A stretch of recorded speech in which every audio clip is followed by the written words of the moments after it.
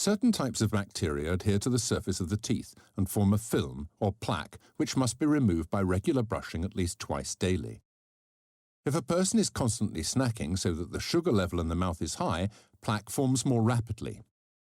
If dental hygiene is poor and plaque builds up, it prevents saliva reaching the surface of the teeth, leading to tooth decay. Bacteria in the plaque convert sugars from foods into acids, which dissolve the surface of tooth enamel, and minerals leach out. The dark spot visible here is dental decay at an early stage. Acids have dissolved the dental surface. While the decay is confined to the enamel, it can be stopped or reversed by improved dental hygiene, additional fluoride treatment, and better eating and drinking habits.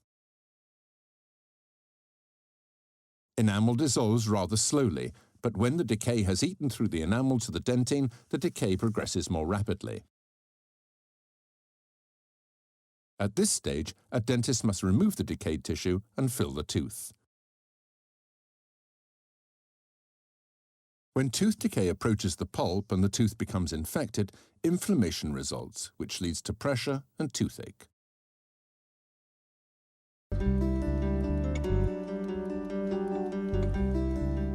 Root damage is a growing problem among the elderly.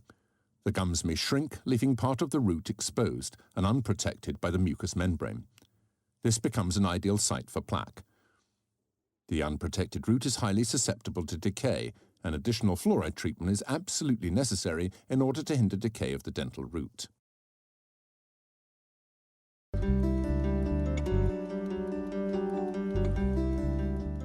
The teeth are rooted in the jawbone, where they're fixed by narrow threads of connective tissue.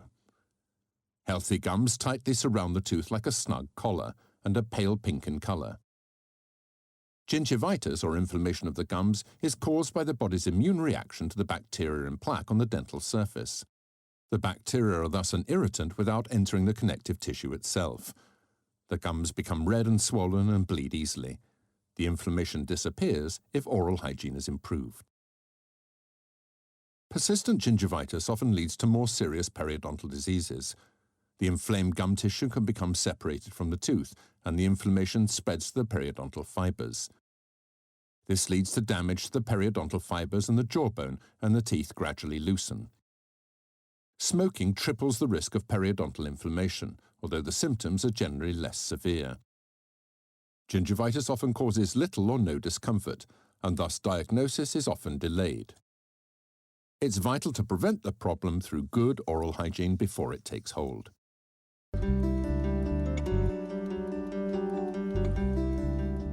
When the environment of the mouth is in equilibrium, the flow of minerals out of the surface of the teeth and back into it is equal.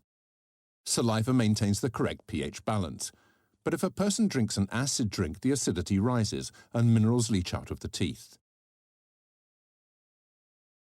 Enamel erosion takes place when acids eat away at the surface of the tooth, eroding the enamel. Acids remove minerals from the enamel, and they cannot be reabsorbed if the environment of the mouth remains acid. If an acid drink is drunk every 10 to 15 minutes, for instance, the saliva can never reduce the pH level of the mouth to a neutral level. The enamel grows thinner, and the teeth become more sensitive to heat and cold.